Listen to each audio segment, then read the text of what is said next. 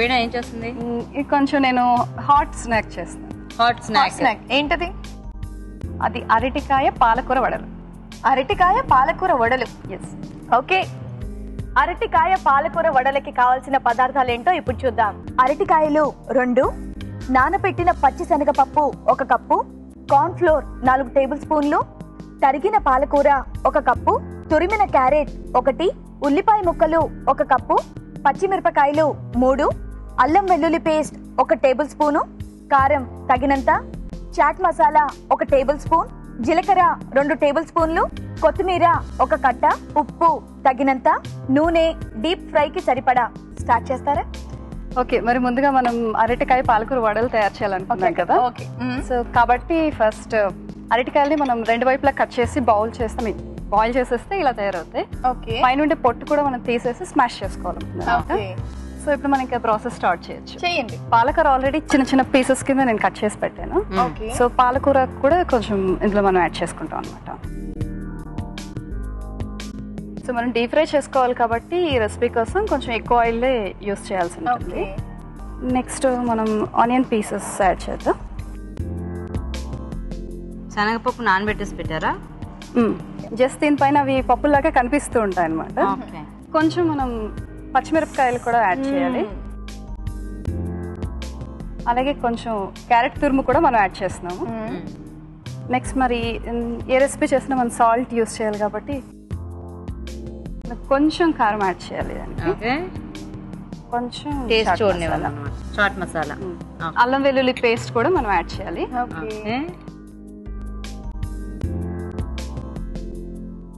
జీలకర్ర కూడా వేయాలి.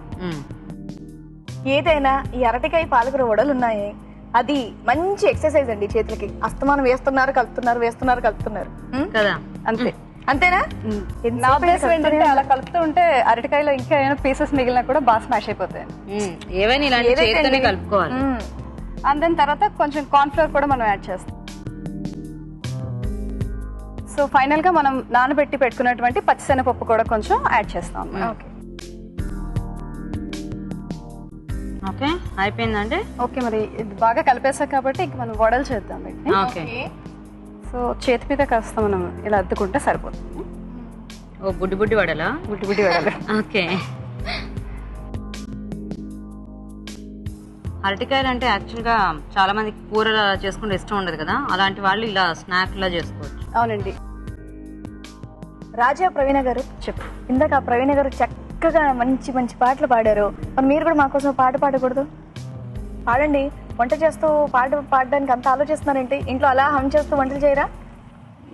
సరే అయితే.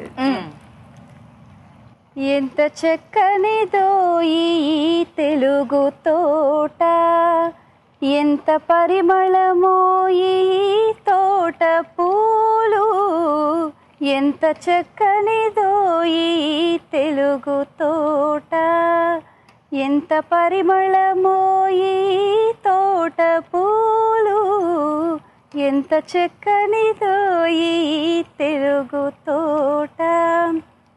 అంతేనా? 2 లైన్లు చాలా బాగా పాడారు. 4 లైన్లు పాడితే ఇంకా బాగుండేది కదా. పల్లవి అయిపోయిందండి. చాలా బాగా పాడారండి. మీకు ఇళయరాజా గారి పాటలు వచ్చా? బికాస్ ఇక్కడ కూర్చున్న జడ్జెస్ అందరికీ కూడా ఇళయరాజా గారు అంటే చాలా ఇష్టం. సో మా అందరి కోసం ఏదైనా ఒక మంచి సాంగ్, చాలా మంచి వాయిస్ కాబట్టి అడుగుతున్నాం. ఆకాశం ఏనాటిదో, అనురాగం ఆనాటిదే, ఆవేశం ఏనాడు కలిగెనో ఆనాడే తెలిసిందది. ఆకాశం ఏనాటిదో, అనురాగం ఆనాటిదే, ఆవేశం ఏనాడు కలిగెనో ఆనాడే తెలిసిందది. ఆకాశం ఏనాటిదో, అనురాగం ఆనాటిదే. వావ్, నిజంగా చాలా బాగా పాడుతున్నారు తెలుసా మీరు, రాజా ప్రవీణ గారు. థ్యాంక్ యూ అండి. ఓకేనండి, మరి వేడివేడిగా అరటికాయ పాలకూర వడలు రెడీ అయిపోయాయి. టైం ఏమో 17 minutes 9 seconds అయింది.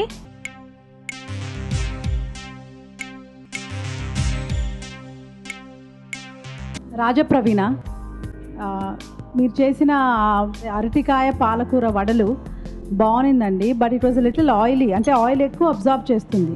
సో మీరేం చేయాలి అంటే ఆ పిండి కొంచెం ఇంకా ఎక్కువ అంటే అరటికాయ ఎక్కువ ఉండింది, మేజర్గా అరటికాయ ఉండింది కాబట్టి ఆ ప్రపోర్షన్ మీరు బ్యాలెన్స్ అవుట్ చేయాల్సి ఉండే. It's very oily.